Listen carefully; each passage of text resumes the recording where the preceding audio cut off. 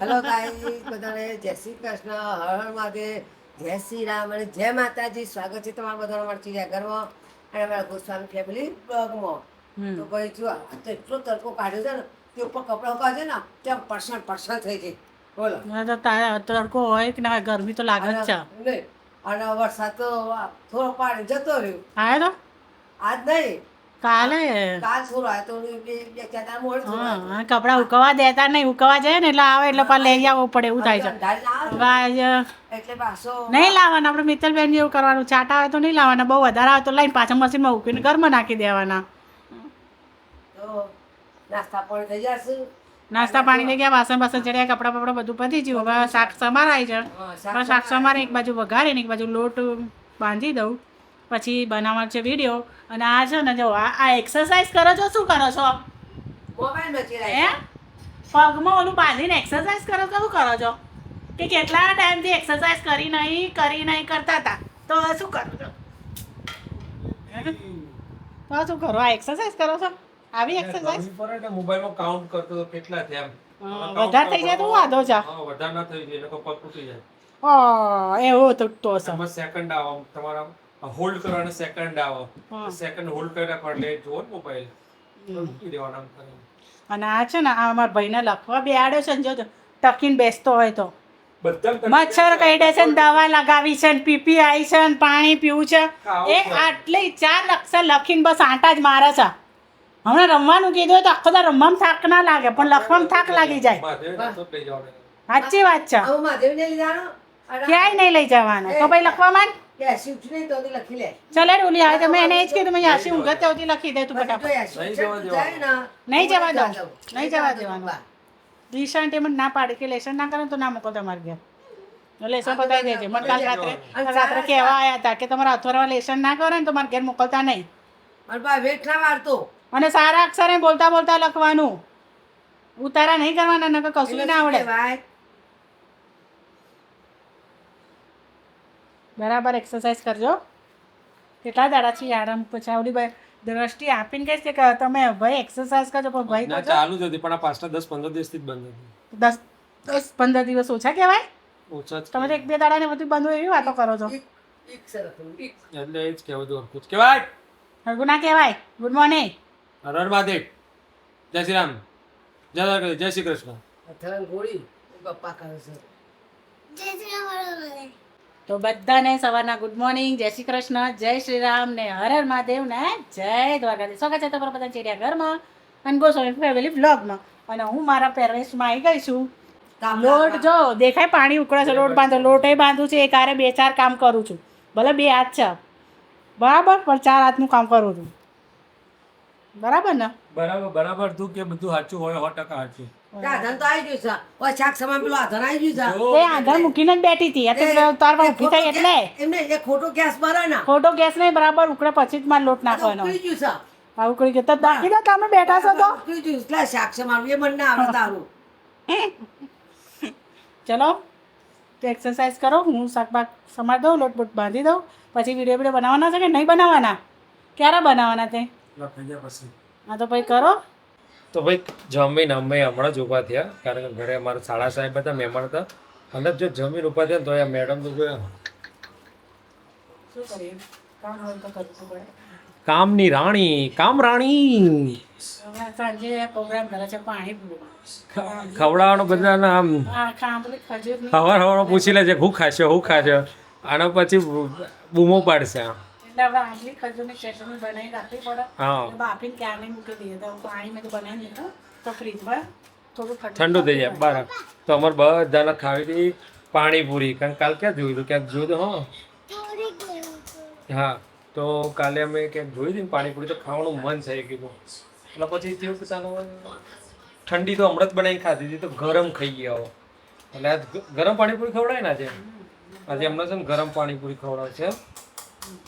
હા પાણીપુરીનો પ્રોગ્રામ ચાલુ છે એટલે મેં કીધું પાણી આ બનાવી મૂકી દો, પછી ઓલો પુદીનો સાફ કરવાનો, કોથમીર સાફ કરવાની. હા બસ બેસી જ આપણે બે શાંતિથી. અમારા ઘરમાં મને તો 2 દાડે પાણીપુરી આવે ને તો હું તો ખાઉં, કાઢેલો આલો પાણીપુરી આલો ઘરની વસ્તુ તો બધી જ ઘરે જ મજા આવે. બહાર કશી વસ્તુ ખવાય બહાર તો ભૂખા કાઢી નાખે છે જીવડા ને બીવડા આવે છે ને હવે. કારણ તમે ઘરમાં ચોખ્ખાઈ વાર 10 વાર હાથ ધોવો બસ ખાવાનું બધું ધોવો ચેક કરો ઈયળ બિયળ અહીંયા તો બધું હોય શો પણ મોંથી મતલબ હોય પેલો નતો કહેતો કે બુન શાકભાજી કે બુન બટાકા તમે બધા અમે આ લાયા બધા બટાકા અમારે વેચી જાય તમે જે વેણી જાઓ છો ને જે મૂકીને જાઓ છો ને એ જ તમારા ભાગમાં આવે છે પાણીપુરી પાણીપુરીમાં તમે હારા હારા લઈ જાઓ અને બાકી રાખો અને જે બાકી રાખેલા ને એ જ તમે ખાવ છો. કહેવાય કે પાણીપુરી હા પાણીપુરી હા પાણીપુરી છે પાણી એટલે ખરેખર આપણે જે ખરાબ મૂકીને આવે ને એ જ ઘેર લઈને આવે તો હારા હારા તમારા ભાગમાં પકોડી કોમમાં આવે ખાવા માટે.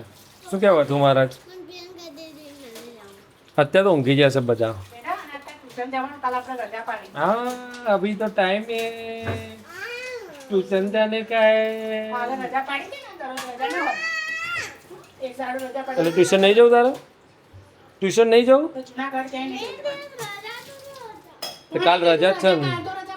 કાલ રજા હતી આ પછી આવતીકાલે રજા છે.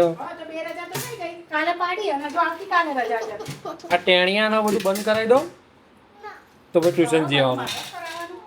તો જે હોય ઓર્ડર સીધો બસ બધું બસ માને જ ઓછું થવાનું હોય તારે કરવાનું જ હોય ને તારે.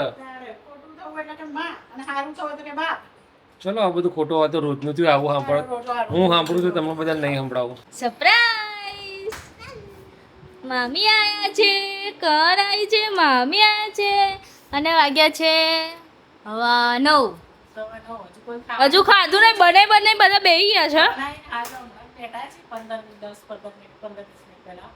હજુ કઈ ખાધું નહીં કારણ કે નાનું આવે છે એટલે નાનું ની રાહ જોવાય મામા મામી કે નાનું બાકી છે એટલે નાનું ની રાહ જોવાય છે બધા જોડે પઈ ગયા અને વાનગી બની છે તો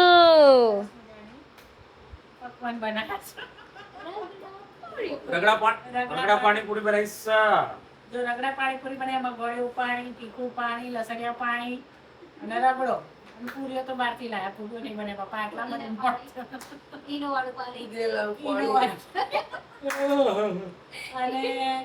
ભાત તો પડે તો એવડા ગાળ્યો પાછી ખીચડી મૂકી અને પાછી ઉપવાસ કરે છે એટલે પાછો મોરયો બનાવે એટલે ચાર જાતના પકવાન બનાવી મૂક્યા છે બધા બૂમો પાડે કે ખાઈ લો પણ બપોરે 4 વાગે ખાધું તો ભૂખ નહીં થતું અને નાનું ની રાહ જોઈ રહી છે